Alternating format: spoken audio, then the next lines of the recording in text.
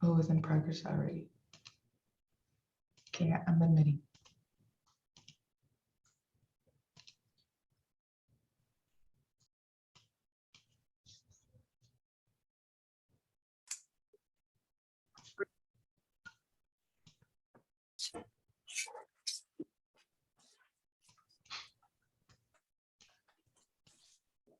Good morning, everyone.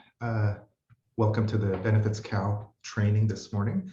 I do want to give our other participants a couple more minutes here to, actually one more minute to join us before we get started. So if you could just kind of hang tight for a little bit, we'll get this started right at 9 o'clock. All right, thank you and welcome again.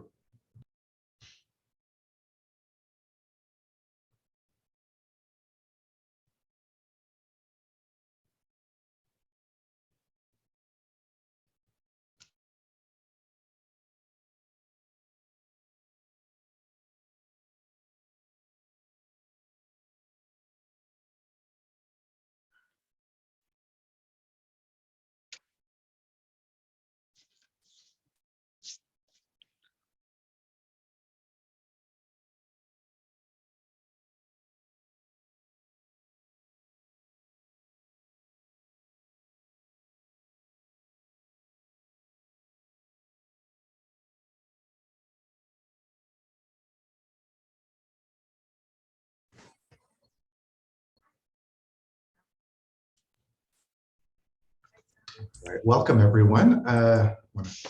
Thank you for joining us this morning for our BenefitsCal training. It's just we're just going to review the portal today.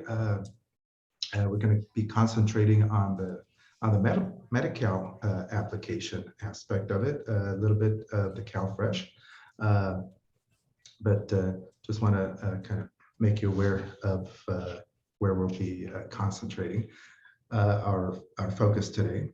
Welcome everyone. My name is Rodrigo Vasquez. I am the program analyst for the Community Health Initiative of Kern County.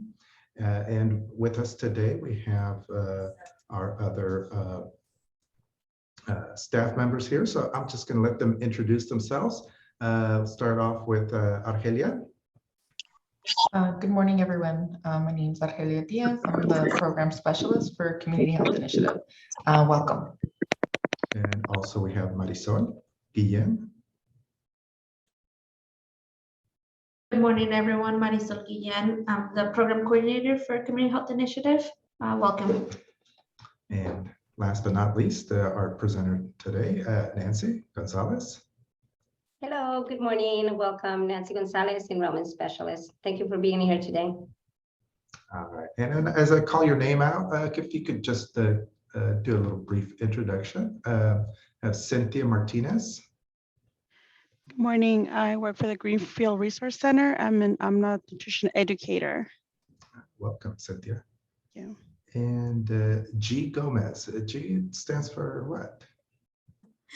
Hi, good morning, everyone. My name is Gabriela Gomez, and I'm currently the project coordinator for Greater Bakersfield Legal Assistance, and I'm working on specifically the Advancing Health and Racial Equity project through legal strategies. I'm happy to be here. It's a mouthful. Welcome. All right. Lois Hannibal. Good morning. Good morning, Lois Hannibal. I'm the program manager here at the Community Action Partnership of Kern Friendship House Community Center, and we provide a Medi-Cal outreach program. Thanks for having me. Thank you. Isabel Lopez is also joining us. Hello, good morning. Same with Lois, part of CAPK's Friendship House Medi-Cal outreach program, program educator, and I'm here also representing my coworker. She couldn't be in today, but excited to get some hands-on training on BenefitsCal. Thank you. Great. And we have Krista Jones, Department of Human Services.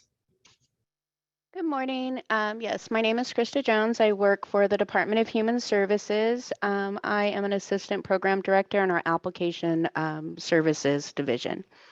Oh, welcome, and glad to have you on here today. You know, whatever questions that we may not have the technical expertise on. Hopefully you'll be able to chime in there and give us some additional information. And if not, I can take the information back to our CalSA's coordinator and get that information for you. Great. And we also have Dominique from GBLA.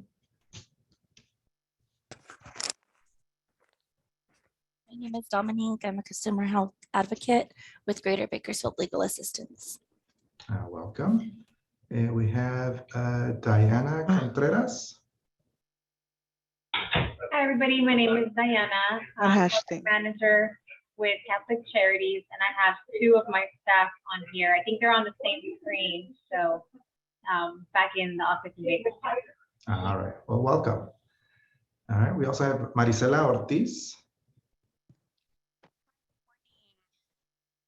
I am the receptionist here at the Greenfield Family Resource Center and also a CEC. Great. Welcome. Thank you. And we have Jasmine Hernandez.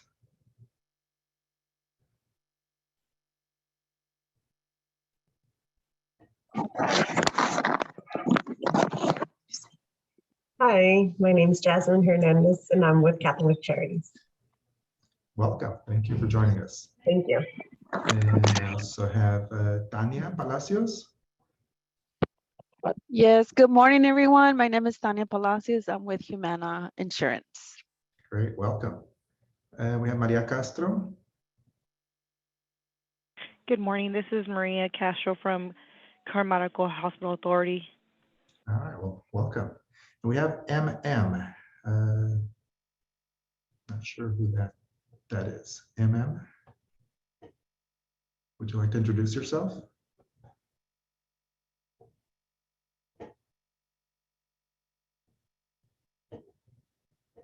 Well, we don't have maybe we can figure out who that is later on, Argelia. Anyways, welcome for our training this morning. And through our work with the Outreach Enrollment Retention Utilization Committee, we've had, and with the CEC network, we've had some interest in taking a look at and reviewing the BenefitsCal portal. Now, this is a new portal that is replacing the See for Yourself system, and it's brand new. It's just rolled out this year. And when we last polled our members, 85% had responded that they had not seen what the BenefitsCal portal looked like. They had not accessed that portal. And so a request was made for CHI to host a BenefitsCal training. So here we are. It's not a comprehensive review of BenefitsCal, but it is supposed to give you a preview of what it looks like. So you're kind of lose the fear of getting into the portal and assisting clients with their Medi-Cal application through this portal. Nancy, our presenter today, she has a pretty extensive experience with the portal. She does about at least 5 to 10 applications probably a week on the portal. So she's very familiar with the capabilities and some of the limitations as well. So, and then thank you, Krista, for being online in case we do run into some questions that we may not have answers to. Hopefully you can provide us with some of that information. And like you said, if not, you can take it back to your staff and have that reviewed. So thank you all for joining us again. And I'm going to switch it over back now to Marisol. And she's going to give us a brief review of the pre-screening that we conduct here in the office. So kind of as a best practice, we'll show you what that pre-screening tool looks like. So, Marisol? Good morning. Thank you, Rodrigo. Just a reminder, you can submit any questions through the chat. Please remain on mute.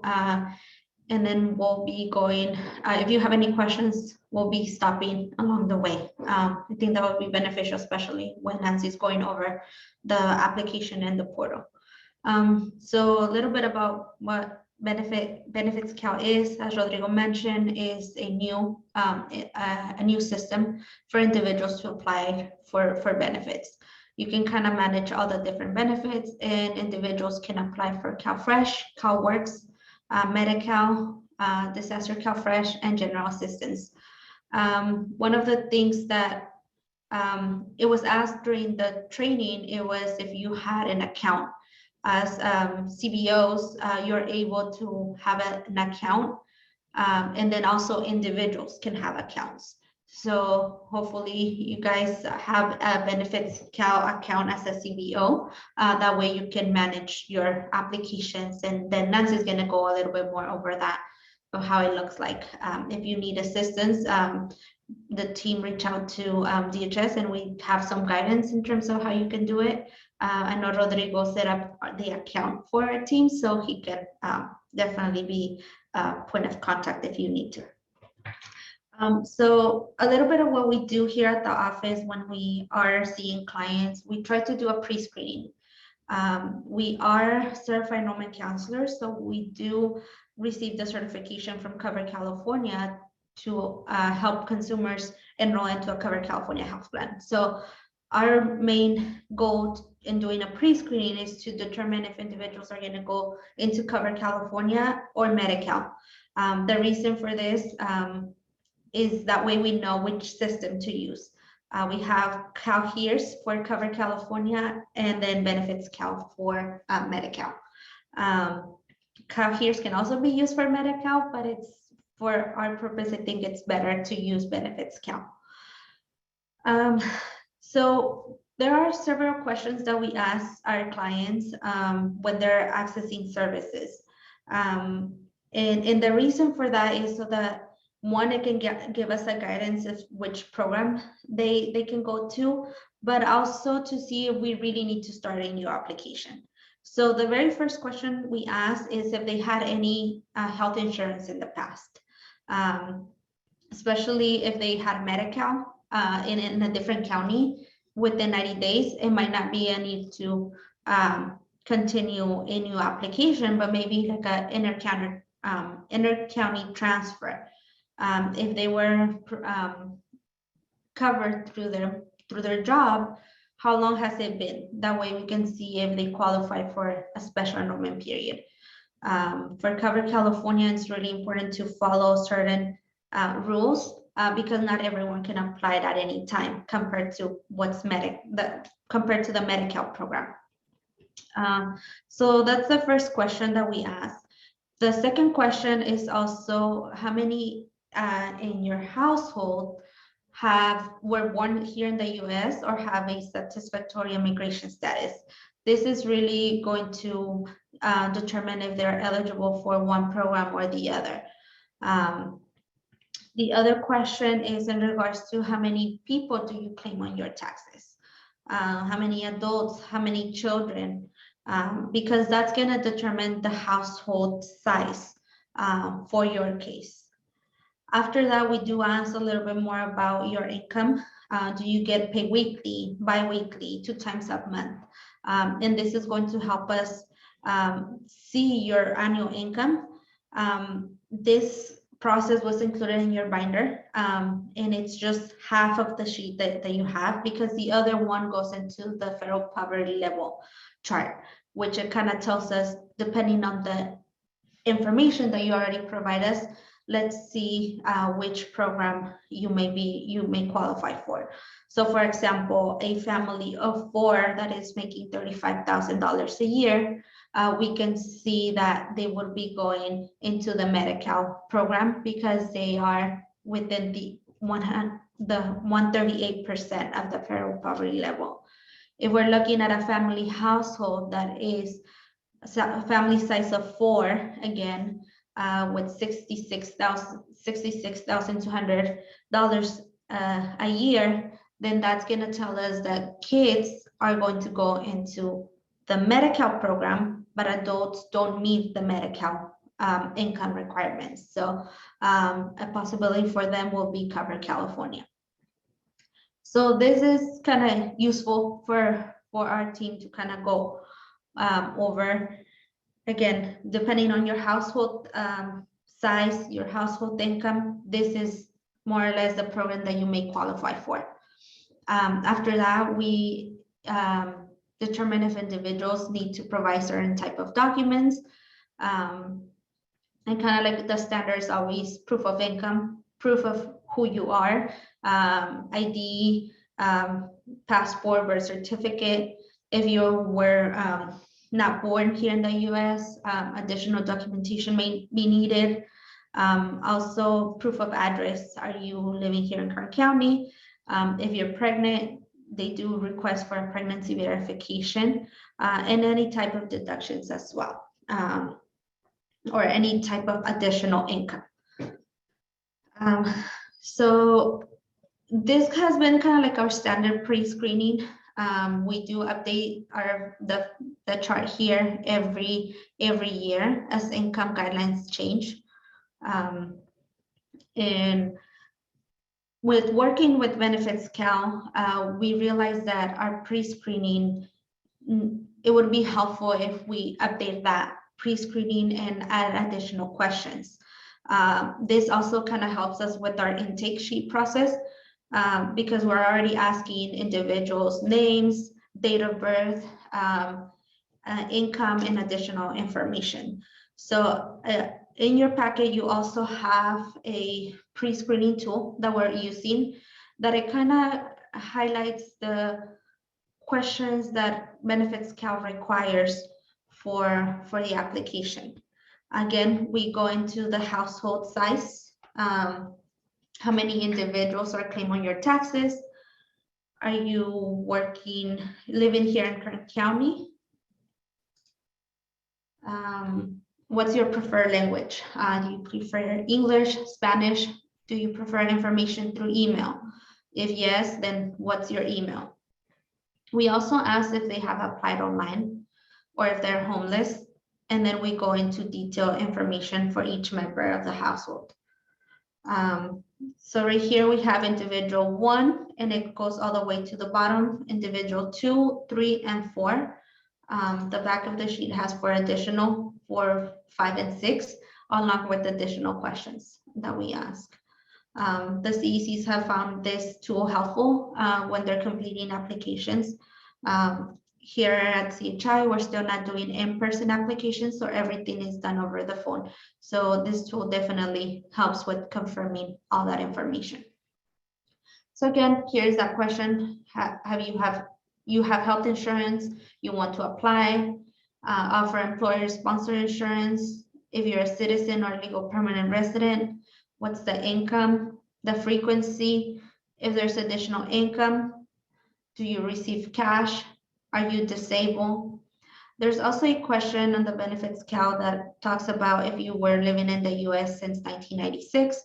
So here we put a yes or no, and kind of for us to not forget what a yes means is if you were 1996 or before, or no if it was 1997 or after.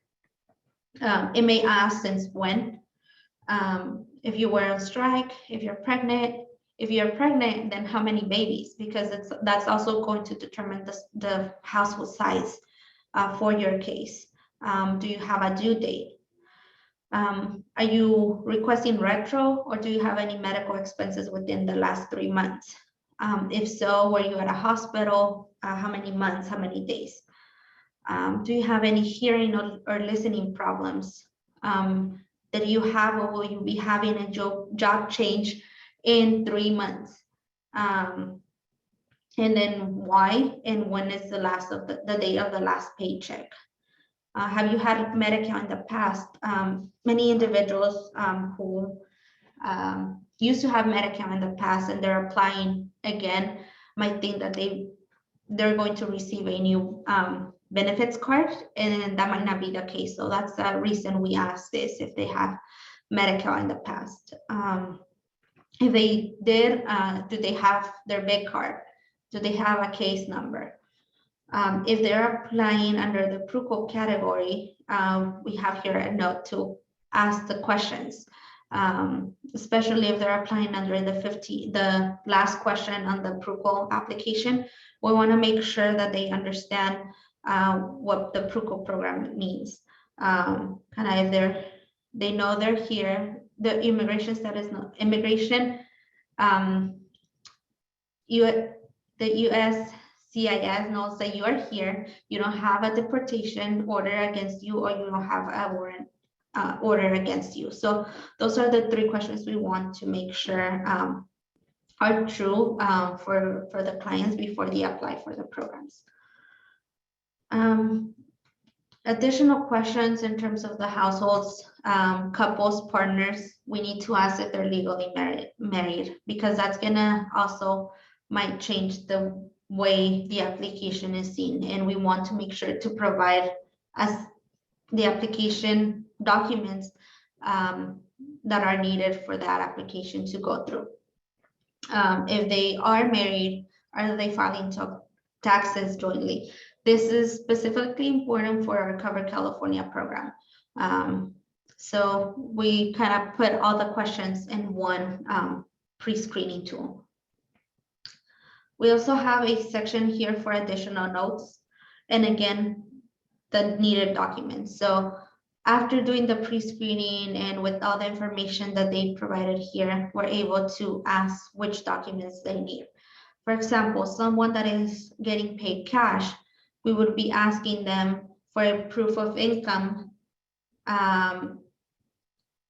They don't have anything, so we would be asking them for a letter as a proof of income.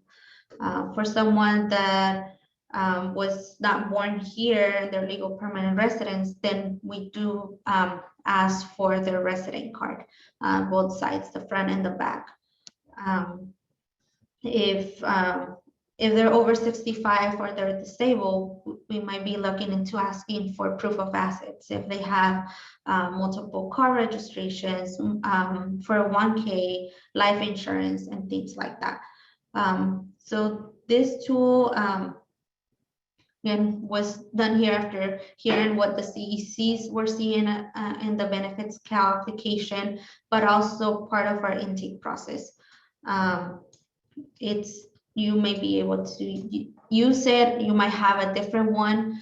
Feel free to modify some sections, but it's here for your use. And Argelia included a copy for both in English and Spanish. We do have community health workers as part of our team, and most of them their first language is Spanish. So and the majority of our clients are also Spanish speaking, so sometimes having the form in Spanish is very helpful. So I think that's what I have as part of my review. Not sure if you have any questions in terms of the pre-screening. I don't see any as part of the chat.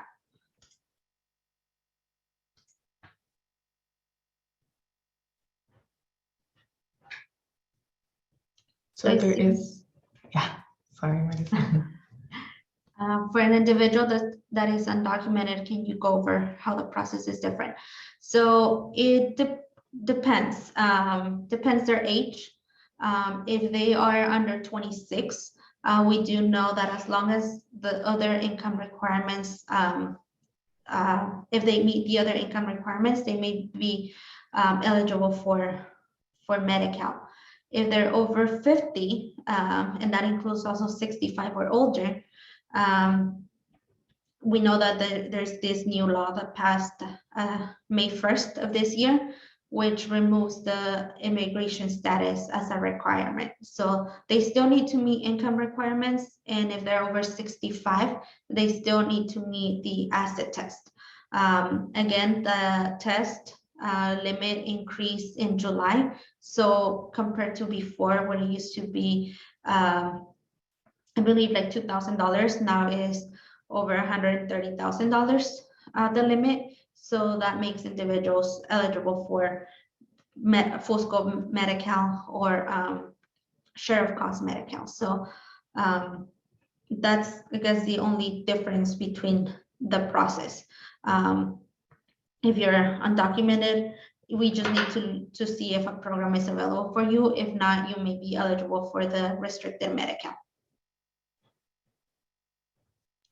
Marisol, just wanted to add as well, for those that are 65 and older, additional documents may be requested, such as if they have any other assets, so vehicle registrations, bank accounts, checking and savings, burial plots, any properties. So additional documents may be needed and to submit along with that application.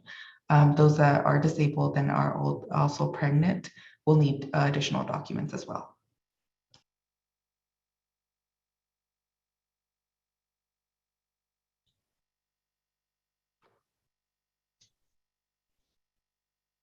Okay, I don't see any more questions. Thank you, Argelia. So pass it over to you, Rodrigo. Thank you, Marisol. No more questions. We'll move over to Nancy, our presenter this morning for the BenefitsCal portal. So Nancy. Hello, good morning. I see the mic too. Good morning and welcome. Like Rodrigo mentioned, this is a new program that we have here in our county that we're definitely utilizing. Change always brings fear and anxiety, at least it does for me. When BenefitsCal was introduced and said we were informed that this is a new program for us, I was very nervous. But now I can tell you I love it. So it's very easy to use, very easy to enter data. So I would like to share with you what I have experienced. And as mentioned before, if you have any questions, go ahead and raise your hand or write them on the chat. My team here will be reading those questions and they'll be stopping me so that we can answer those questions at that time. So let me try and share my screen this time. Oh, yes. Yes, it worked. Can you see the screen? Yes. Benefits? Yes, Nancy. Thank you. So we're going to go ahead and go into the portal of BenefitsCal. I'll go ahead and log in and kind of walk you through it. But this is basically the landing page. We have a home, applying for benefits, other programs.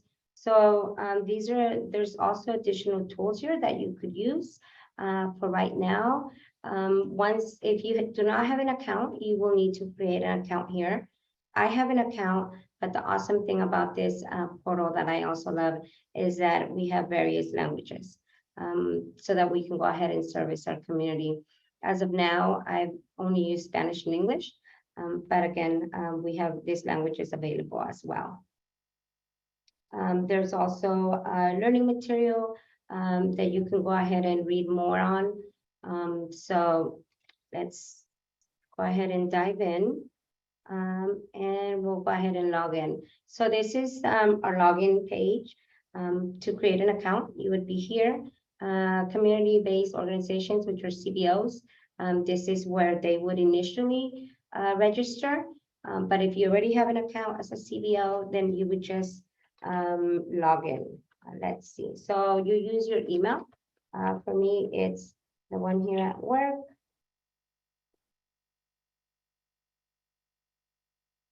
And then your password. Remember, passwords are always very sensitive. They want you to have capital letters, lowercase numbers, special characters.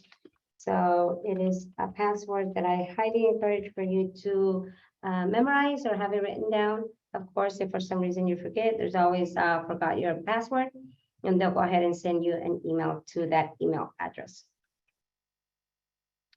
So give me a quick minute. So these are a disclaimer in regards to you agree to these terms. Please remember that this portal is used for health insurance purposes, again, with all the other additional benefits that were mentioned before, but it is a secure location. All the information here is just entered for clients' benefit purposes. So again, not to share. As mentioned before, this is my welcome Nancy. So it's hi Nancy. And the good thing about it is that it kind of keeps you like on a hype or on, yeah, I can keep on going, because it tells you how many applications you have enrolled per month, how many of them have been successful, what are submitted, received, processed, and how many do they need additional documents. It gives you reports, so your managers, your supervisors could definitely go in here and look at reports, basically how many applications you have submitted. As of right now, it looks like this month, which we are on the 9th, I've submitted 8 so far. So this right here tells you in progress. Basically, I started an application, I still haven't finalized it. You know, just as a reminder, I still have it here, so I need to definitely go back in. Submitted, which means that they were already submitted with all the required documents. There's nothing I need to do right now other than wait for DHS. These are received, and these are how many have been processed. Finalized, which means the clients should have already received a notice of action, and we should be helping the client with any additional help or information. So for the purpose of today, we're going to go into a new application. It tells you ready to do this, basically gives you tips on how to fill out an application, how to upload documents, the review at the end. So for me, since I am so familiar with this, I just go directly down here. Please remember, Medi-Cal is county-based. So what county you're applying in will be the one that the client is living in. So you can service others and other counties. It is available. You can help. But for us here, for me, it'll be Kern County. So I'll put Kern County. It kind of talks to you during the way. It says, glad you're here. So we'll go ahead and hit begin. It gives you helpful tips. Basically, be ready with.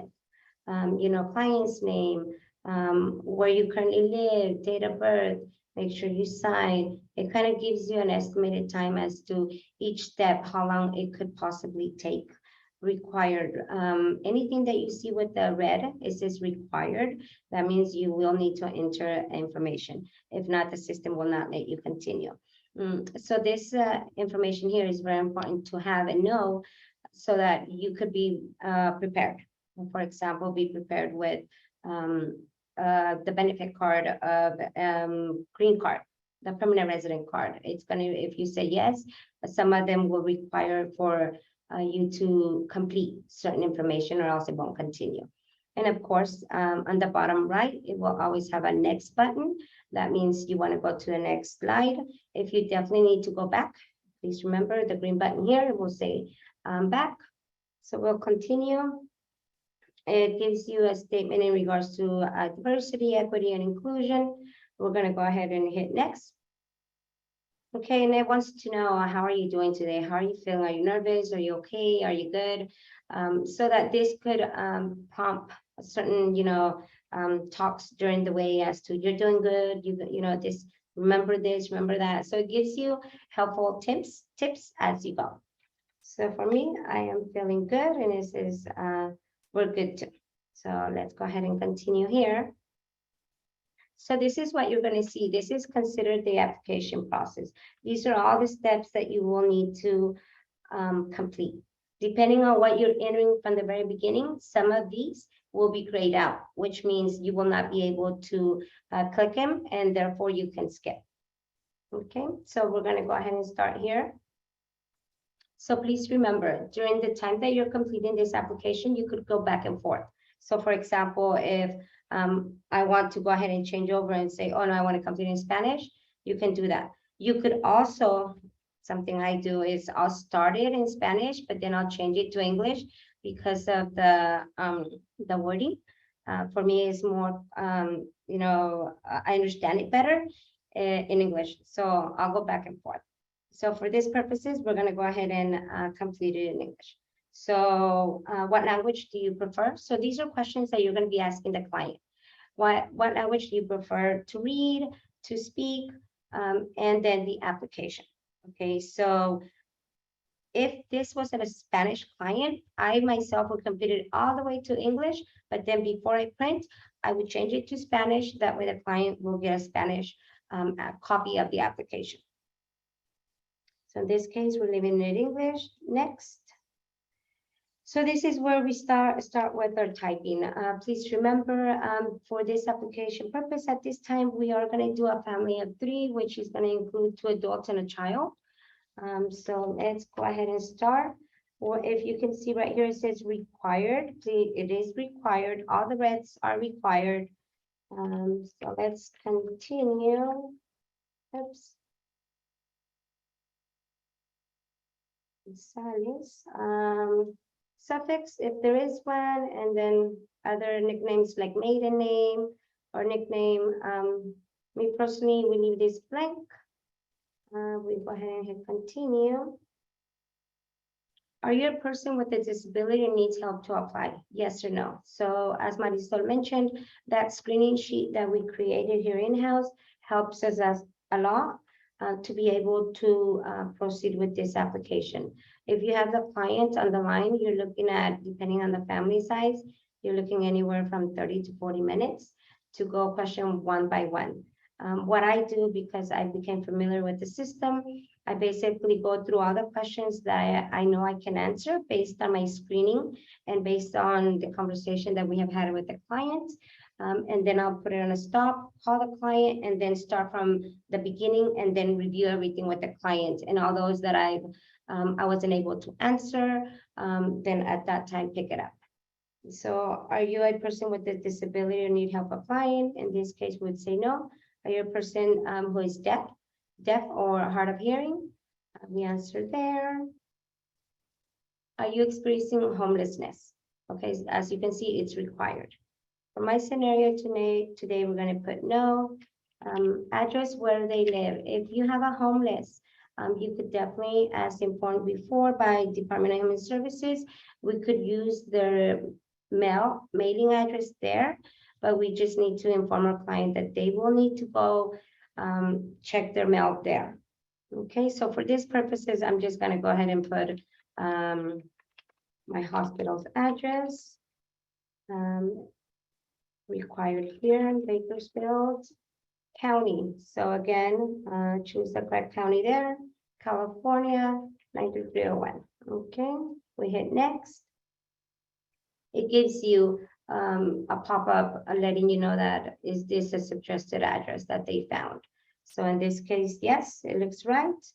You selected address. If it wasn't, then I would probably select one that would be here, because then that's the one that I typed, even though there's no match. But in this case, this is the correct one. Okay, do you get your mail at a different address? We do know that we have people that might have a PO box. They might have maybe a different address because they're having problems with their mail. So therefore, we would enter it here. So again, where do you receive your mail? Then we would enter that mailing address there, and then we would hit next. In this case, for our application purpose, we're just going to go ahead and leave it that this is the only address. So takes you back, and it's going to take you back. And then in this case, we would put no. Which benefits is your household applying for? Okay, so this is a required field. So please remember, these are the benefits services that were explained before: CalFresh, CalAid, Cash Aid, health coverage. In this case, for this particular scenario, we're only going to go ahead and apply for health coverage. Okay. Are you applying benefits for yourself? Only because you're applying for benefits does not mean that you want to get the benefit. So for example, if you have a family of 3 and mom is the one here in front of you and we're submitting the application, but she says, I don't want health insurance, Could be various reasons. She has her own based on, let's say, employer sponsor insurance, and therefore she doesn't want it, or she has private insurance and she's okay with it. So again, the person in front of you, are they applying for benefits? In this case, we're going to put yes, and it is a required field. Okay. Do you want to authorize someone to help you with your health application? For us, because we are certified, we always want to provide our information. I do apologize. I didn't have this on hand. Gonzalez. So just enter what you have. Again, our address.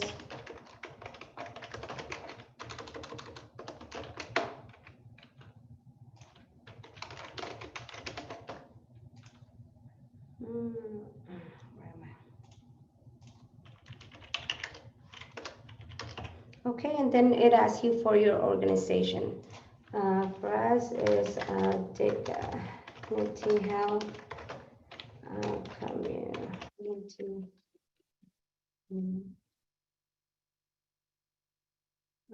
And then our ID number.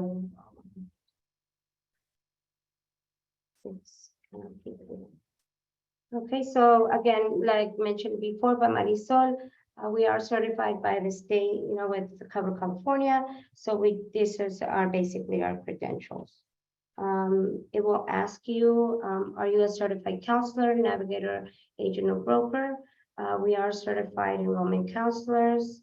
We go ahead and put the date there. And then again, our organization.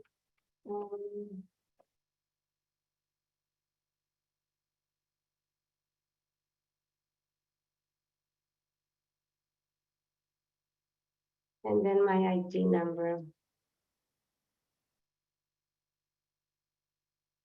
And then my advice is to have your document or your ID badge already scanned, saved in a file. I am always trying to save time, so I do create my own stuff. Am I gonna? Yeah, I'm gonna be able to. Just give me a quick minute, and I will. Where do I have it? So you would navigate basically to where you have your items, and you would just attach it. I have a BenefitsCal folder myself, and here's my ID. So I would just upload it, choose that file, and then it pops up right here. And then that way, when Department of Human Services, DHS gets my application, they will also be able to see my badge and the agency that I work for.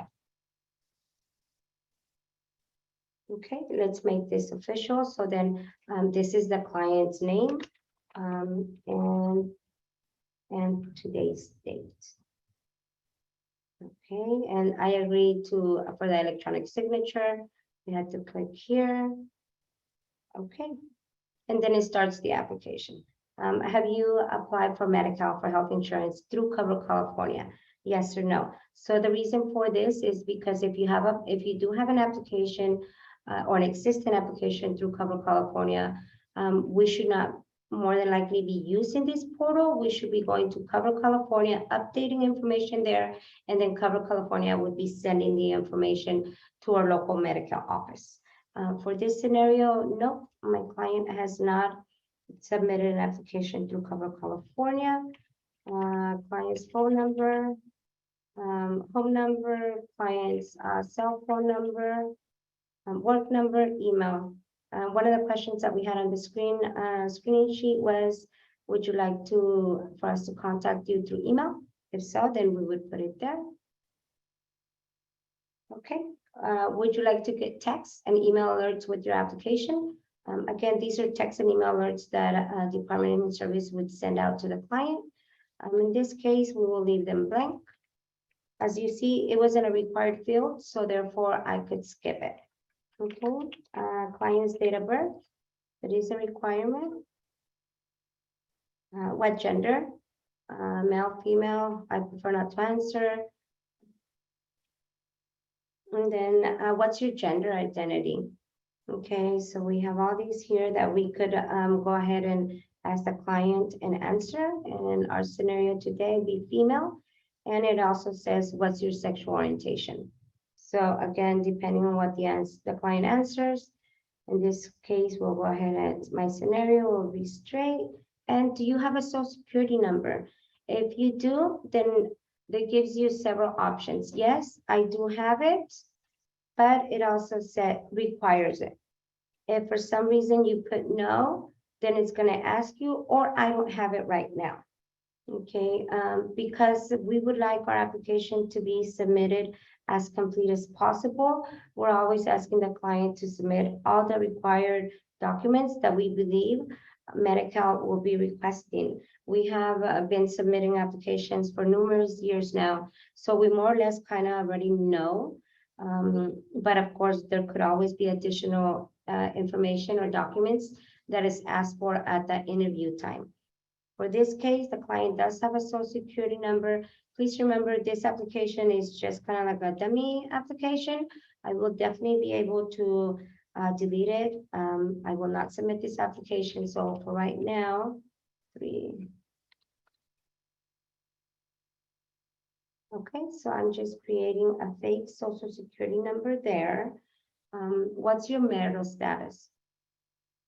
So if you're under 18 years old and were never married, click next to continue. For us here, in my scenario right now, she is married. I will hit next. Are you a US citizen or national? So were they born here? If I hit, I'll come back to it, but if I hit no, then it asks you more questions. Date entered into the US. So that was one of the questions we had in our pre-screening. Remember, if they're not US citizen, they could potentially have a permanent resident card. They could have a visa. They could have basically any of these that are numbered, named, and listed here. So we're going to go ahead and check the one that best suits what this client is. Okay. And then it asks you for immigration document number. So we would enter that number here. Have you lived in the US continuously since 1996? Yes or no? Are you a naturalized or derived citizen? Yes or no? So this is how we go about in regards to providing that information when the client is not a citizen. So for me, I'm going to go back and I'm going to say, yes, this person is a citizen. And you will see that it skips those questions. Okay. Are you of Hispanic or Latin Spanish origin? We could answer, or the client could say, I prefer not to. This is good to know because remember, any information that is usually asked for will later be utilized for maybe other programs, other fundings, things like that. So we were always highly encouraged to try and encourage the client to state and answer the questions. So in this case, yes. What is your Hispanic, Latino, Spanish origin? We have those there. If you put other, then you could type it there. But in my case, let's say Mexican, and we'll hit next. What is your race and ethnic origin? Okay, again, this is optional. The client does not have to answer it. I prefer not to answer or answer any that could potentially be. Okay, so we hit next. And then again, it kind of prompts you and guides you. Right now, we went through step number 1. Remember, I don't know if you remember, you've seen the left-hand side. There was a total of 9 different ones. Okay, so it tells you good job, next, and then people. So now it wants to know in regards to people that you live with. So do you have other people living in your home? Yes or no? In this case, we're going to put yes, and we'll do the same. We have a husband, Rogelio, Sales. Okay, we have that. Relationship. So this is how they're trying to differentiate and will help in regards to what income will count for who. What is the relationship between the applicant, which in this case is Rosa, the wife, to Rogelio, because it could be that who is Rogelio related to. Okay, so in this case, Rogelio, how is Rogelio related? He is a spouse. So we'll put next. Okay, and right here it tells you. It automatically checks it that he wants health insurance, but if for some reason he doesn't, we would put not applying. In this case, he is applying, so we'll hit next. Does Rogelio live with you? Yes or no? Yes, no, temporarily out of the home or permanently out of the home. Okay, in this case, he does live at home. And it asks you for the phone number again. Usually for my applications, what I've done is I put the same phone number because usually Rosa, the person in front of me, will always be the one in charge of the case. Remember when you submit an application and they're married, the DHS usually request a certified marriage certificate, and that's how also they will be able to share information with other, the wife or the husband as they're legally married. 07/15/1992. So date of birth, the gender. So you will, once you start submitting applications, you will realize that the questions are repetitive up to a certain point. So we go there. Does this client have a social security number? Yes.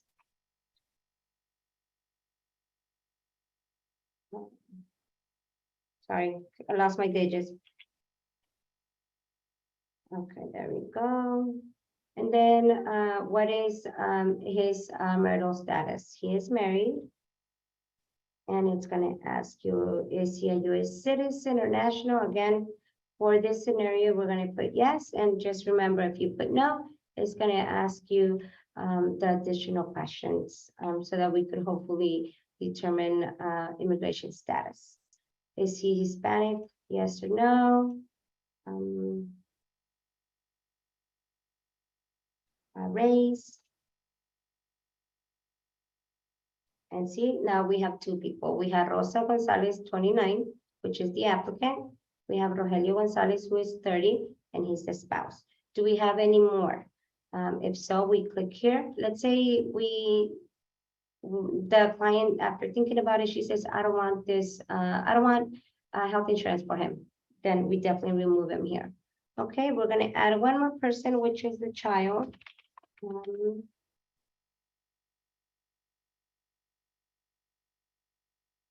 Okay, so he is a child, but let's say it was somebody else. What is the relationship? We have all the other ones. In this case, he's a child. He's also applying for health insurance. Does he live in the home? Phone number?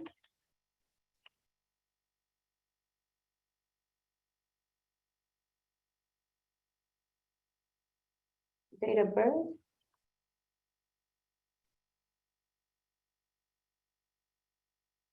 Gender. Juan, male? Male? Straight there. Social security number. I don't have it right now. Okay, please remember that any documents that need submitted, try and submit them along with the application. That way you have a better, higher percentage of the application hopefully being granted. And it, won't be denied due to failure to provide or missing documents. Okay, what is his social? What is Juan's social security number? So, oh, why doesn't he have a social security number? We could go ahead and put other, and then you would explain. Okay, what is Juan's marital status? He is, we were always, when we started with the programs, anyone over under 21 that has never been married, then we would put him not married. Anyone over 21 not married, then we would put them as single. But again, you could definitely put him as single, as it's a child. Next. Is he a U.S. citizen or national? Is he Hispanic? ethnicity. Okay, these are optional questions. The system has allowed some of the questions not to be answered if the client chooses not to answer. It is best if we could get the answer, but if for some reason we don't have it or the client's not sure or chooses not to answer, you could definitely hit next. Okay, now it gives you a summary. We have Rosa, Rogelio, and then we have Juan. Juan is a child under 1. And then do you have any other members living in the home? In this case, we only have a family of 3. Now again, we're starting section 3. Okay, we're going to household detail. Let's see if any of the below apply to your household. So select if anyone in your household is applying for this benefit. Okay, receive public assistance in any state. Anything that applies. So is the primary care taker of a child.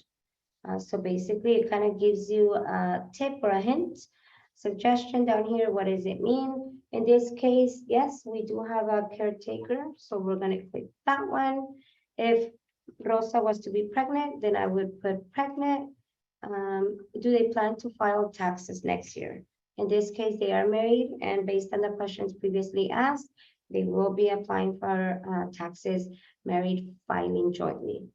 Is a person with a disability, is enrolled in college or trade school, lives in a facility, is breastfeeding child, is currently serving or has served in the U.S. military, is a child who needs care from another household member, was in foster care, is a teen parent, and all those. If for some reason none of them apply, then if you looked at the bottom, it says none of these apply. Okay, so we're gonna hit next. And who is the primary caretaker? You can select multiple people. So I'm gonna say Rosa and Rogelio are both the caretaker of the child 1. Okay, who plans to file a federal tax return? Rogelio plans to file. Will he be filing jointly? Yes. With who? With Rosa. Okay, next. Will Rogelio claim any dependents? Yes. Who will he be claiming? He will be claiming his child. 1. Okay. What is the relationship?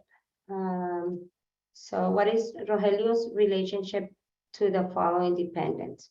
So he is the father, parent, where are we? Biological or adoptive. There we go.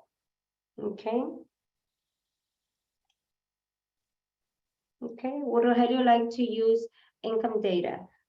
So the state or our program, Medi-Cal program would like to know if the client gives permission to use electronically verify their income so that hopefully the following year, the Medi-Cal program could be automatically renewed. So in this case, the client says, yes, I'm willing for them to verify my income, household income electronically. And then the client has options as to for how many years. In this case, we're gonna go ahead and put 5. And then below are the people who plan to file taxes. Okay, so Rogelio plans to file. Remember, he is filing married jointly with Ms. Rosa and claiming the child as dependent. Okay, next. Okay, so here's a summary. Okay, so we have 2 primary caretaker, 1 person that's going to file. Remember, when we have a spouse, the spouse is usually not considered a dependent because they are married. So the spouse is filing jointly. Dependents are children or any other family relative that the person might have as a dependent in their taxes, that they're not legally married. Next. Okay, so now we're on 4. Okay, so if you look here, just at a glance, the ones that I've done are already blue. The ones that I still need to continue doing are red.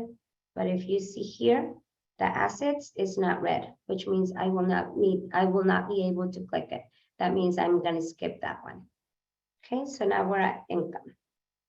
So let's start with employment. Does anyone receive any income, part-time job, seasonal work, self-employment? So all these that are here, yes or no? In this case, we'll put yes. Who in the household has a job? Let's go ahead and start with Rosa, since she is the person in front of me or the person I have on the phone at this time. It asks you, is Rosa self-employed? So these are the categories that are suggestions that are some that are considered self-employed. She is not self-employed, so she works for someone. It asks you for employer's name, employer's address, city. You could definitely find this on their pay stub. Phone number, employer's phone number. Some of my pay stubs do have phone numbers. Some of them I've seen that they don't. Again, if they don't have it or you can't see it on the pay stub, don't worry about it, leave it blank. But remember, all the ones that say required do need to be entered. So she gets paid semi-monthly, and the amount is, let's say, just for application purpose, $250, and average hours per week is, let's say she has a part-time, so let's say 28 hours. Is this job expected to continue? In this case, yes. So there we have one person that has a job. The other person, if there's more than one people that have a job, then you go here, add another, then you choose a corresponding person. And then it asks you again, does Rogelio have a self-employment? Yes, no, in this case, we'll put no. Again, completing the information here with the employer, the address, city, zip code, employer's phone number.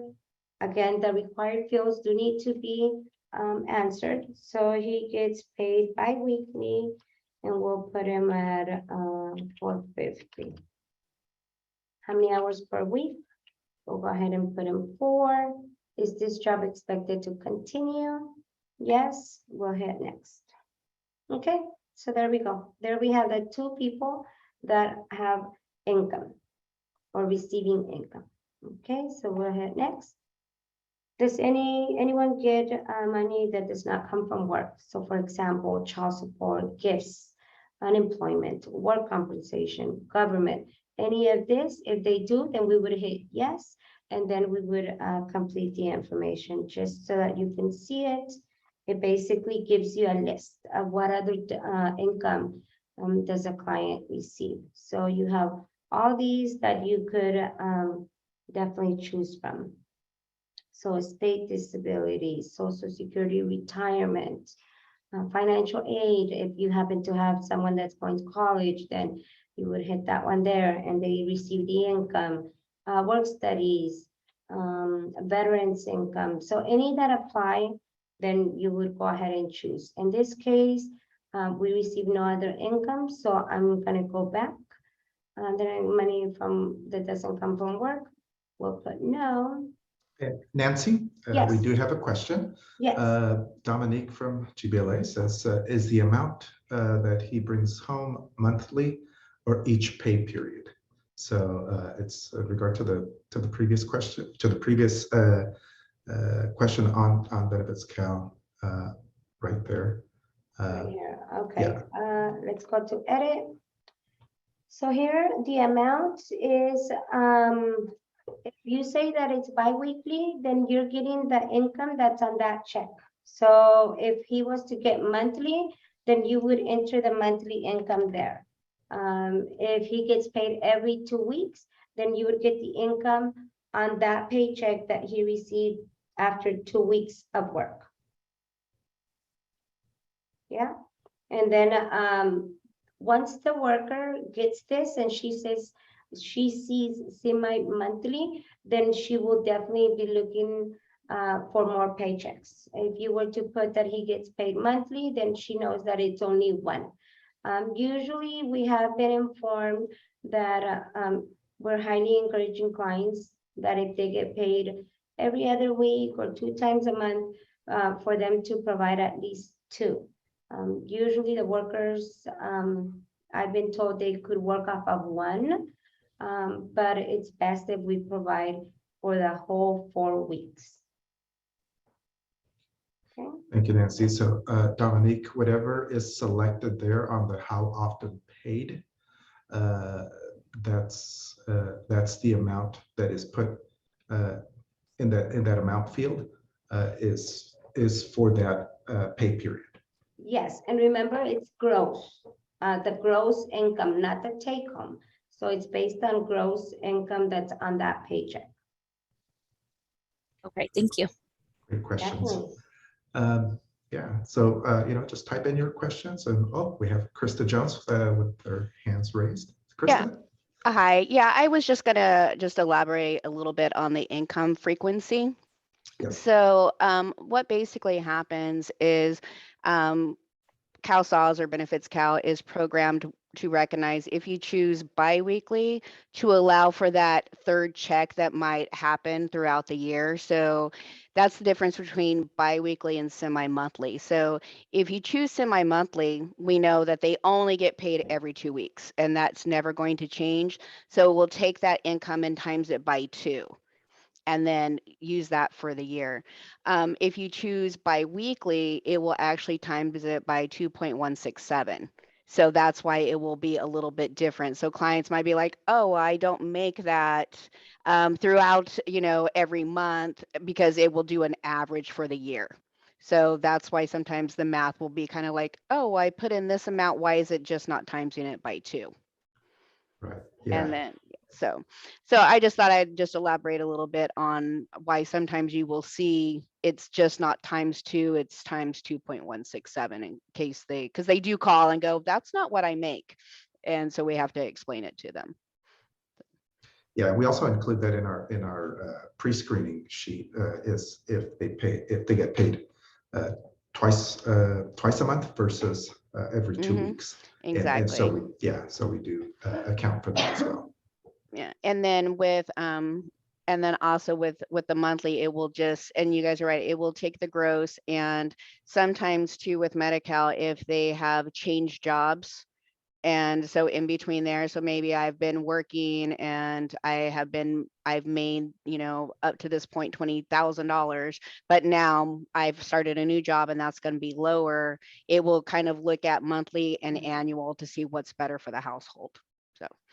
Yes, that is correct. Thank you, Krista. All right, let's see. Do we have any other questions? Okay, so if they get paid monthly, you need 2 pay stubs, one a month or once? If it's monthly, then it would be 1. Again, please remember that based on our experience, we are asking the client to provide certain amount or certain documents. But when that interview happens, the phone interview with the worker and the client, the worker will definitely let the client know if there are additional documents that need to be submitted. Great. All right, good questions, everyone. Thank you. Okay, so we'll go ahead and continue here. These are the 2 jobs we have. We did that one. Do you or anyone in the household get rent, utility, food, or clothing for free? In this case, it would be no, but let me just real quick go through if you were to put yes, what it kind of looks like. So which of the following do you get for free or in exchange of work? So you would click all the ones that apply. Let's go ahead for fun, do for housing or rent. And then it's asking who gets housing or rent for free or in exchange of work. Okay, so we'll go ahead and just go through that right there. And then it asks you, is it for free or is it an exchange? So the system wants you to differentiate. So we'll put for free and then who gives it. If it's for exchange, then it's the item value and then given by who. So this is the area that I see sometimes for right now that we're working with our 50 plus. I've seen it a little bit more in regards to children taking care of their parents. Parents are not, they don't work anymore. So I have seen cases that all, home, food, all that is being given for free, not exchange, but for free, and then here by child. So then that's how we could go ahead and complete that if there was that need. Okay, so I'm going back and I'm putting no one gets clothing or food in exchange for work or free. We'll go ahead and hit continue. Now let's check if anyone has changes to their total yearly income. So this was what was stated before. If we do have change of income, then we go ahead and enter it. So money from job, public assistance, money that doesn't come from work, or working for yourself. Okay, so again, if that happens, then we would definitely answer. And then again, it requires information as to who is the one that this change happened to. Okay, so we'll hit no there. So is anyone on strike? Yes or no? And if we were to answer yes, then again, I wants to know. The system wants to know as much detailed information as it could capture. That way it could be easier as well for the worker when she's reviewing this application and hopefully making a determination. So in this case, we do not have anyone on strike. Has anyone's employment changed in the last year? For example, they lost their job, they changed jobs, reduction in hours, was laid off or quit. If yes, again, it's going to ask you who. And then it's going to ask you more information. Tell us more about Rogelio's job change or reduction. Did this occur within the last 60 days? Yes or no? And then the date of the change, what was their last payday? Because please remember, someone could have stopped working today, Tuesday. It does not mean that necessarily they're going to get their last paycheck today. So it could have a future date, if so there. And what is the reason for this job change? So it gives you space to, type in some information. Again, the more information that we could enter at the time of the application, the better. And hopefully the better it'll be for an application to be granted and there won't be any delay. Okay, did the county help Rogelio get this job, yes or no? So this is what you would be looking at if there was a change or a reduction in hours or situation. In this case, I'm just going to hit no. There is no one's employment has changed in the last year. We're going to go ahead and hit next. And then it gives you a summary. You will see that throughout the way, it's giving you a summary. As I mentioned before, you'll see it has like a thumbs up, but the way that you could also see where you're at, up here it says steps 4 of 9, and this is where we're at this moment. So you could definitely go back on tabs if you need to make changes, but this is where you'll find it. Okay, this one's right here, we still haven't done, so they're there. Okay, so we'll continue next there. And again, now awesome, we're proceeding to tab number 5. Okay, now it wants to know about expenses. So let's go into medical expenses and situations. So this question was the one in regards to retro. Please remember for retro is, if we're applying right now in August, we could potentially go back for the month of July, June, and May. So May, June, and July, those are considered the 3 months. This month is not considered as long as we submit the application within this month. So it needs to be submitted this month for the application to begin. But for retro, we could go back 3 months back. July, in this case, July, June, and May. If they were to need it, then we would put yes. And who needs it? Because only because there's a retro request does not mean that it's going to be for all 3 people. Let's say Mr. Rogelio was the one that ended in the hospital in June. And therefore now they have outstanding bills that have not been paid. And we would like to be considered determination for Mr. Rogelio for that month. So we would put Mr. Rogelio and how many months? How many months are we asking for? 1, 2, or 3? Okay, Let's go ahead and let's say 1. Okay, so then the worker will know if we put 1, when the conversation happens at the phone interview, the worker will be reviewing this application and informing the client, you requested retro for 1 month. What month is it that you need assistance with Medi-Cal so that it could pay one of your bills? And then, because again, knowledge, we know that the worker will require income verification for that month to try and determine and see if Medi-Cal could hopefully assist with paying this bill. So because we know that ahead of time, we're asking the client to submit a verification of income for that month pertaining to the months that we're requesting retro for. Okay, and if we were to need a retro for somebody else, then we would do the same thing.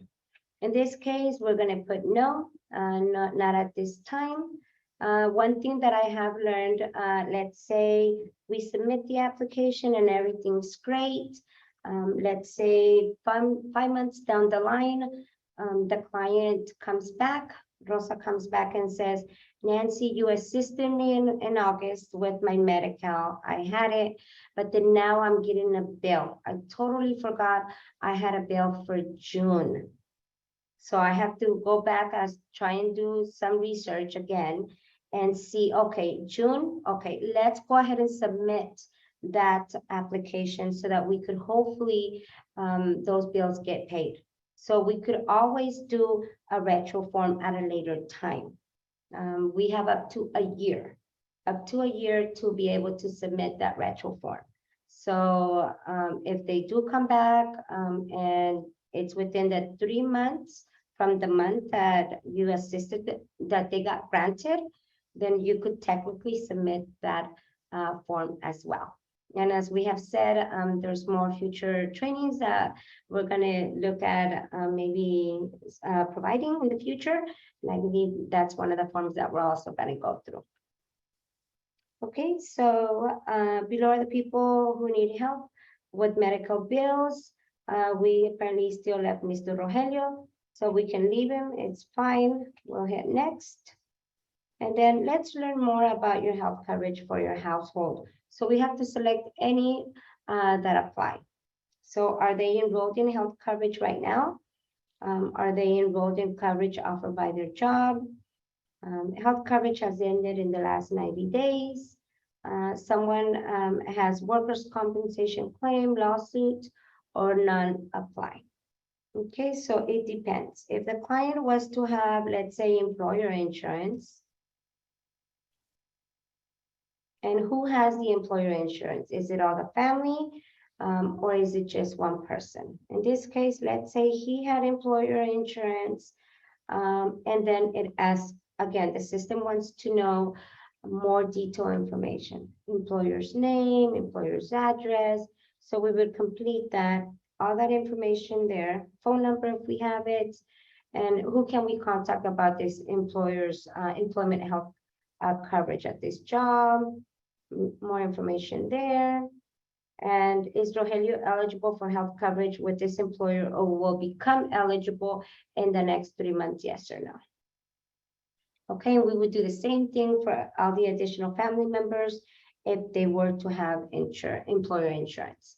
In this case, we don't, so you will see me going back and checking that, and I will put none. Okay, so again, when you check one of these, whichever one it is, the next page will ask you more detailed information. So make sure you're ready to provide that. If for some reason you do check it and you don't have that documentation there, as long as it's not a required field, the system will allow you to continue. So we'll head next. And now let's go over court order. So does anyone have court order spousal support or alimony expense? So if it's court order, that means that the person is paying out, not receiving. It's not income being received, it's being paid out. So for spousal support or alimony, if yes, again, you hit yes, and the next slide will ask for who. Okay, and remember, it asks more questions. How much does Rosa pay in core support, spousal support? And then you would enter, and then how often, and then you would enter it there. Okay, and that's what you would do if it's this Rosa or if it were to be Rogelio. In this case, no, we do not have any court order spousal support or alimony, so we'll go no. And then onward, tax cost, we'll go ahead and hit next. And then does anyone have tax deductible alimony expense? Yes or no? And then it gives you again. Whenever you see this and you're not sure exactly what it's asking you, if you were to click it, it gives you more information. Okay. Or we could always leave it blank. In this case, let's for fun, just leave it blank and hit next. Does anyone have tax deductible student loan or interest? Again, more information there. Either answer or leave blank. Please remember, anything that you're leaving blank, the worker will be the one talking to the client and trying to get an answer for that. Okay, other tax deductible expenses. What could they be? Well, it could be IRA, penalty, health saving account deductibles. Any of those? If yes, please remember, let's go ahead and help the community answer the question yes, and then provide the information that's going to be requested. This case, we'll leave it blank. And then now again, it's giving you a summary. So here's your housing, adult care, child care, medical, court order. So it gives you a summary here. We'll go ahead and hit next. Now you're on 5. Let's go ahead, halfway there. See, now I can't click it. Even if I try, it won't let me go in. If this was somebody that I needed to enter, then these are assets. Basically, the list that it would give me would ask me, do they have bank accounts? Do they have burial plots?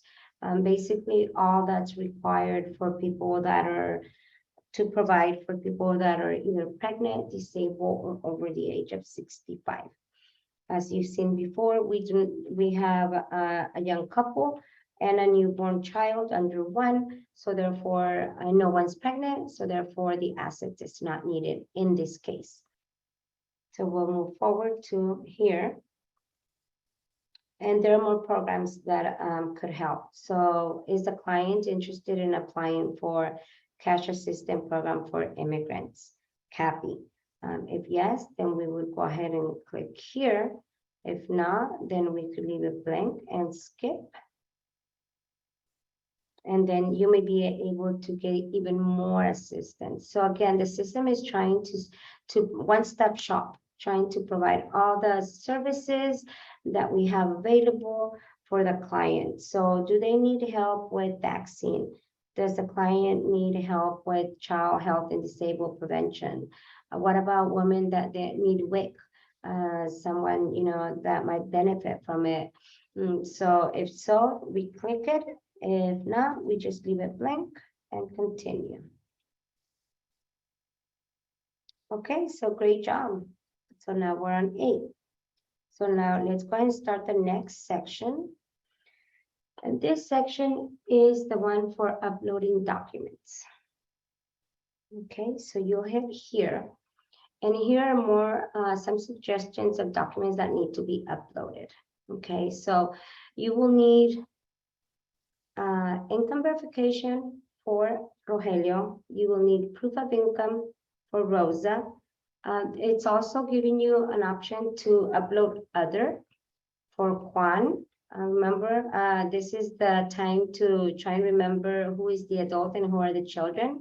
So we here always have like our screening sheet in front of us when we're entering.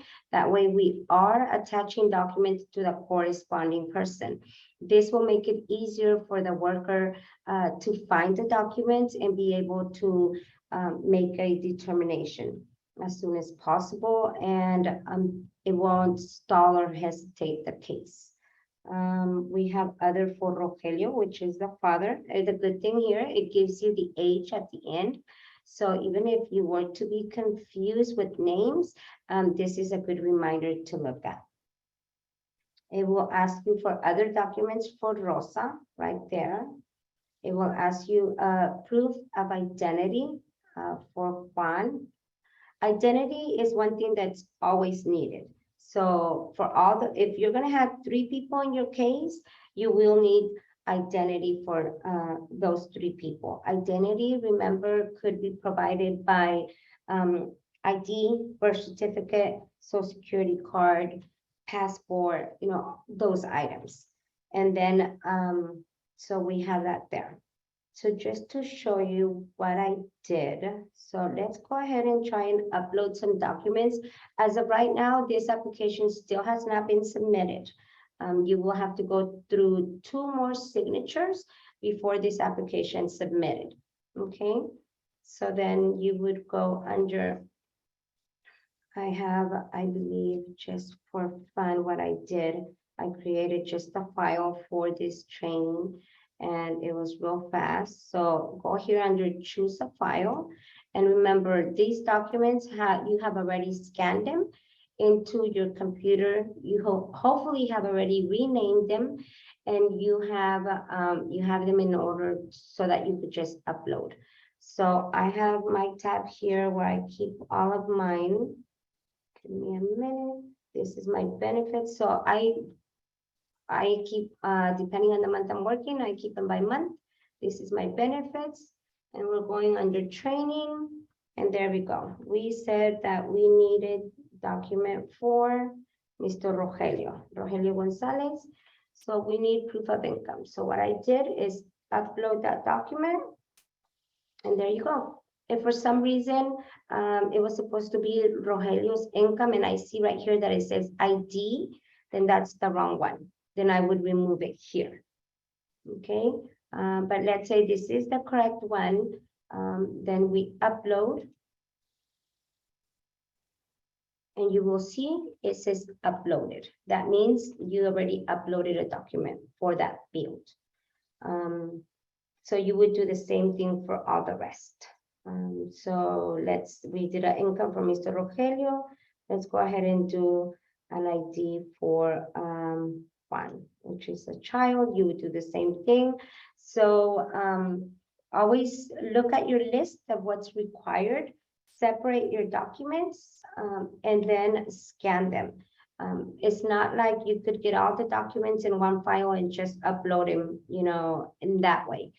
That way, it would be, in my opinion, a lot easier for me, but it wouldn't be as convenient for the worker, because then she needs to separate them and put them in different places. So again, we are trying our best to help the workers, because it is to our advantage for this case to hopefully be granted, as we know that client needs health insurance. So we're looking for ID for Juan. So I will bring me back to the same folder I'm working on. So I just need to Juan ID, double click, and then it's gonna appear here. Okay, so we have Juan ID, upload. Quick question, Nancy. Yes. Can you view the document once you've uploaded it to verify that that's the correct document that you wanted to upload?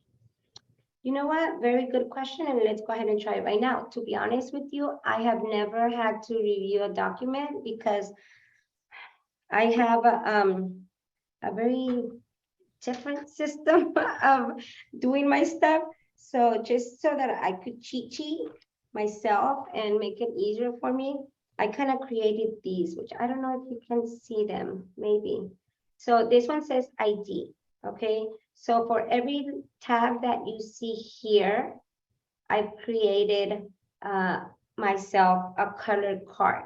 So this one's for income. I don't know if you can see it. This one's for other. So this is how I keep my things in order to be able to know that that's the right document. But let's go ahead and try it right now here. So we're looking for other for Rosa.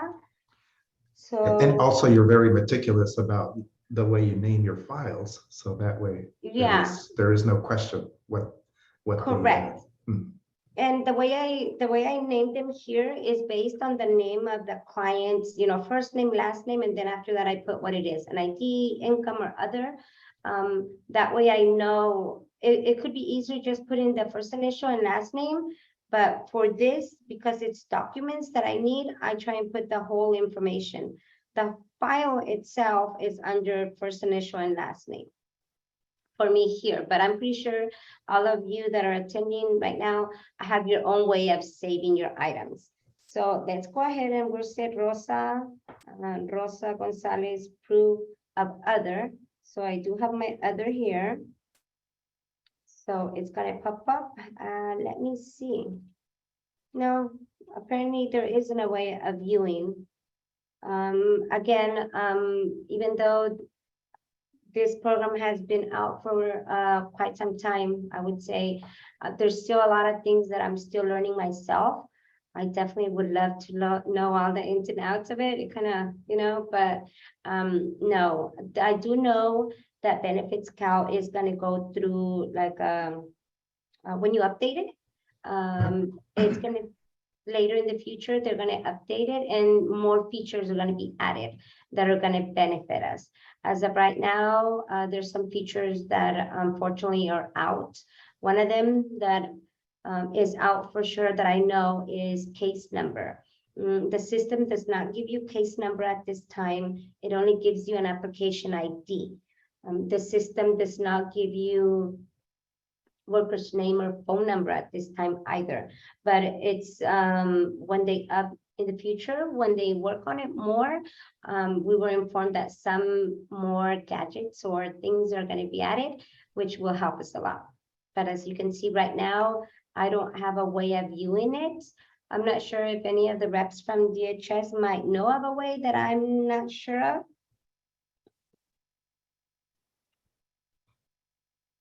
And Nancy, kind of as a follow-up to that, is there a way to remove a file once you've uploaded it if you find that that wasn't the correct one? Unfortunately, what I have found as of right now, and I just found it yesterday, is no. I have not been able to remove. So basically what happened to me is I had mom, daughter close to the same name, and I mistakenly added wrong ID to the wrong person. And then once I realized it, I'm like, oh, so I went back and I tried different ways to try and remove it and I couldn't. But the system will allow you to add additional documents after the fact. So unfortunately for that worker, she's gonna have to kind of look at them, because it was my mistake, but no, the answer right now, I have not found. So that makes it a little bit more important to name the files yes properly so that there's no mistake or less likely to cause a mistake like that. Correct. Yes. So that's take your time, make sure you rename it, you name everything the correct way. That way you could continue. Okay, so for this sake, we are going to upload. And you can see the ones that have been uploaded there. The ones that are still need to be uploaded, it says you upload. Okay, so, and then you would hit next. And I'm not going to go any further here because I believe that's the time that I need a signature. So again, this was just a demonstration. I am not submitting this application. It will be deleted here after the training. So this is what we have. If you have any questions, again, please ask, let us know. I think I am like a little bit over time and Argelia is going to take it from here. Thank you, Nancy. Very informative. So I learned something too. All right. I'm sorry, yes. Rodrigo. I'll go ahead and stop sharing. Okay. Thank you. All right. So, Argelia, are you going to walk us a little bit through the CalFresh application? Well, sure. Nancy, I think she meant that should stop screen share so that I could go ahead and screen share for her the CalFresh section. Okay, so Nancy will continue, but just with a different screen here. Okay, so as mentioned before, using the BenefitsCal, there were other programs that you could potentially apply for. For us, within our program, we assist our clients with Medi-Cal, CalFresh, any of the other ones that are there. But at this time, we're going to go over the CalFresh application. Basically, to enter one, it's the same as the Medi-Cal. It just, we have seen that it asks you for more additional questions. So what is Medi-Cal? Who is eligible? People that are potentially eligible are those U.S. citizens or legal residents that are within the income requirement of under 130 FPL, the federal poverty level. It is per household, so please remember anyone residing in the home, information will need to be provided, and it needs to meet the work requirements if applicable. Next slide, please. Oops, there we go. Some questions that we have seen that are asked on the system is, has anyone been convicted of receiving duplicate food stamps since 1992? Another is duplicate food assistance in any state. So not just here in California, but in any state after 1996. Or has anyone been convicted of sharing or selling EBT, you know, like fraud? So there's always certain dates that apply to that. Another question that we have seen is basically, was someone or guilty of trafficking, trading or selling EBT cards, or you know, what we know as food stamp? Was anyone found guilty of trading food assistance for drugs, or you know, or did the Department of Human Services cancel or stopped their them receiving CalFresh food stamps? One thing that I would like to point out is, if you were receiving food stamps and you were overpaid, you will need to overpay that food stamps, or else that credit stays there. Years ago, I was informed that if you owe, that will be there. And if you apply again, let's say a year later, that account kind of still remains there. And so they will say, okay, well, you still owe. So always encourage clients, for those that were assisting with food stamps, to definitely report any income change. And we know for the program, it's 7 to 10 business days. We are here to help. You are there to help your clients provide that income documentation, new income documentation. Maybe they stopped working or they started working. That will definitely affect the amount of food stamp that they would receive. Next slide, please. Okay, so sorry, I'm covering myself here. There we go. So additional resources on the portal content. So we do, as mentioned before, the portal gives you other programs. For example, disaster CalFresh could be applied through the portal. The Medi-Cal service program, which we went over, general assistance or relief. Also cash assistance program for immigrants, and welfare to work. For the disaster CalFresh, I believe is something that if there's a disaster, the programs, the portal cover California, when something happens and there's a special enrollment that someone could enroll at that time due to that disaster per se, that's when the computer system kind of gives you an option to apply for that. And you could definitely click on it. We do have right here, the links attached, the benefitscal.com help. Those are links that you could potentially go into and have more information that could be of benefit for you to try and understand the program even better. I myself have found myself having to go there. It's very good, important information that I would highly encourage you to go. I still need to sit down and create my own binder based on the information that's here. So it's there for you. Additional resources. Next slide, please. Okay. That was kind of fast for CalFresh. Again, for the CalFresh, we start the application as we did previously. You enter the person that is in front of you, entering address, phone numbers, all that good stuff. And then because you chose CalFresh, the system will plug in these questions throughout the application process. Again, the same thing. Some of the questions, if you don't have an answer for, you could definitely leave blank and skip. But remember, if this is required, then those questions need to be answered, or else the system is not going to allow you to continue.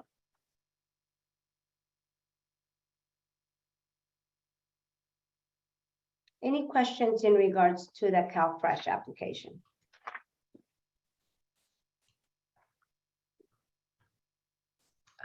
Thank you, Nancy. I just wanted to point out on the training material that you guys received either through the mail or email, and that CalFresh section of the printout summary, you'll see that we've highlighted the questions, additional questions that are asked through the CalFresh application.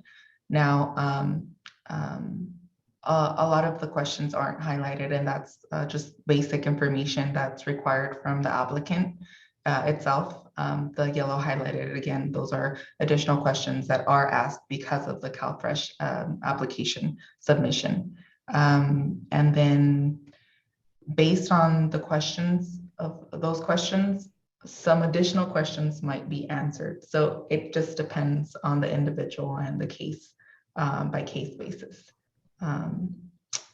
And I want to thank everybody for attending our training. Right now, I will be sharing my screen. We do have a brief thank you incentive and participation incentive for attending this training today. I have put everybody's names on a wheel of fortune here, and we'll pick a winner today that will be walking off with some incentive gifts. However, firsthand, I would like to share a poll through Zoom. It's just a short evaluation survey that consists of 4 questions. If you could please answer them at this moment, we'll give you some time to do so. It just helps our program continue delivering these trainings and maybe modifying them as we get those responses from the evaluation. So hopefully you found this training helpful and useful, as well as the training material that was sent out. I will be following up through email and also sending out more information with links included to some videos that elaborate a little bit more in detail in regards to the BenefitsCal portal and CalFresh, and also some of the links that Nancy mentioned, where you can find more information in regards to the portal and the resources that might be useful to the clients that you serve. So there's 8 that currently took the survey. There's 14 of you here present. So I'll keep that survey open. So at this time, let me share screen. I have everybody's names on there. And let me see.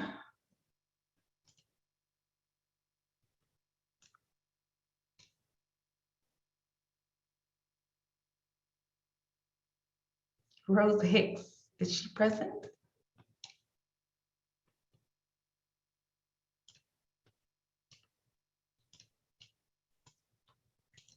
Okay, I see a thumbs up. Just wanted to check if you were here. If not, we were going to spin again. Congratulations, Rose. We'll be sending you out this cute notebook with the logo and a notepad inside. And we've also won a coffee cup, a mug with a little coffee in there and a notebook. We'll send that out through mail for you. I'm sorry, Argelia, I have a question for you. One last question. I was asked if how can we go about doing ICT's inter-county transfer? Do we use the portal or do we do a new application, by fax? When we started with the BenefitsCal, I reached to DHS and I was informed that any application that needed an ICT, inter-county transfer, that we could enter it through BenefitsCal.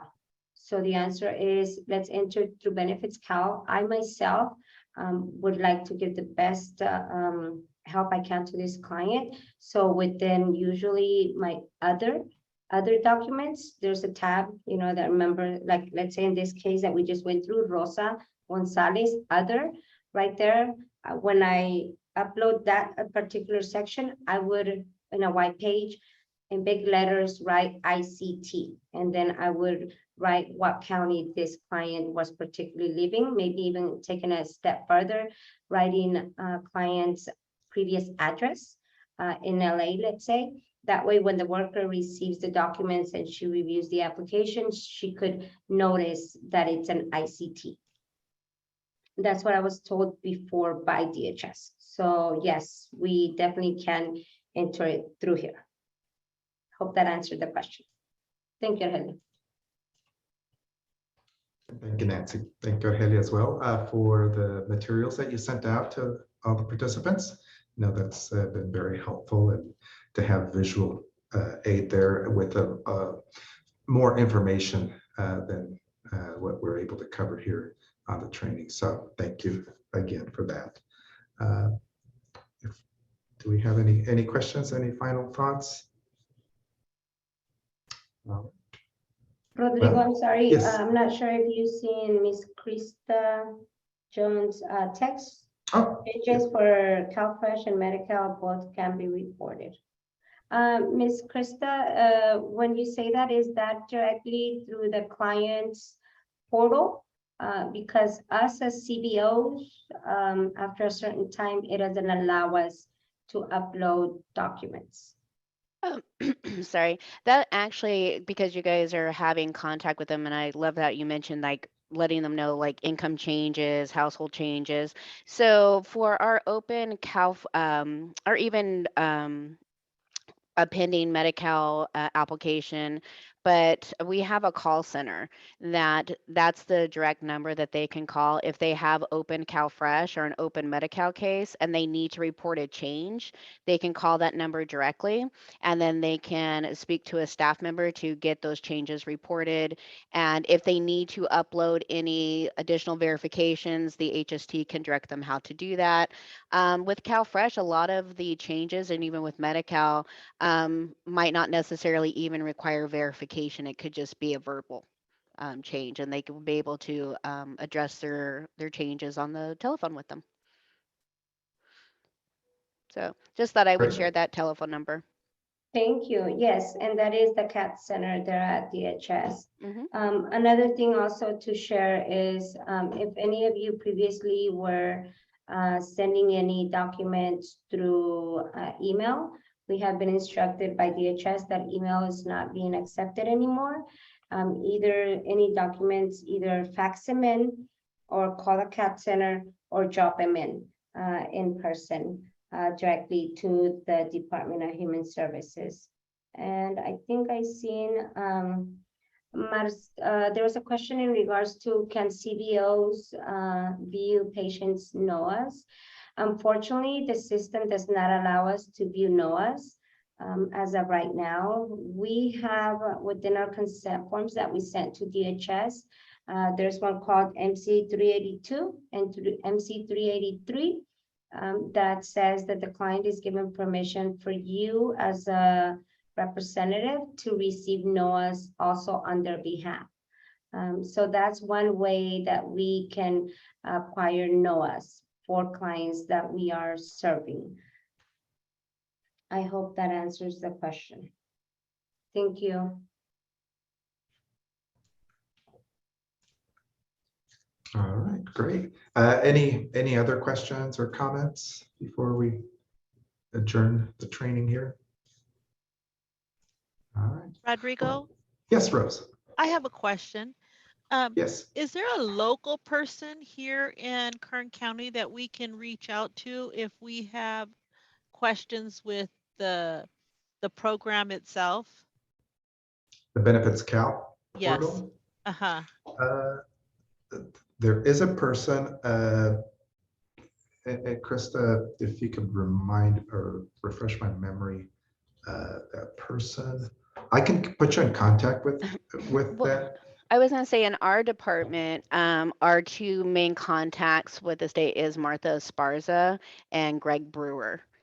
But you can also, I can put my email in the chat too, that you could also email me any questions and then I could also reach out. Oh, perfect. But yeah, so there are contact with the CalSAWS consortium at this time for our department. And Krista, what types of issues would can they bring to your attention with regards to BenefitsCal in general? In general, if maybe you have a functionality question, I'll be honest with you, they are constantly doing updates. I'm sure you guys have probably noticed that. Even with our system, CalSAWS, BenefitsCal is separate from that. So there's different programming and updates that happen in the systems at separate times.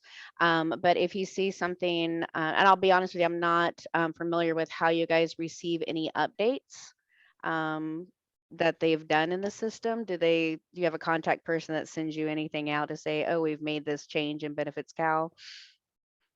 No. No? Okay. So I can reach out to Martha or Greg and ask if there is a way that maybe we can provide any updates that we receive from the BenefitsCal system to a contact person.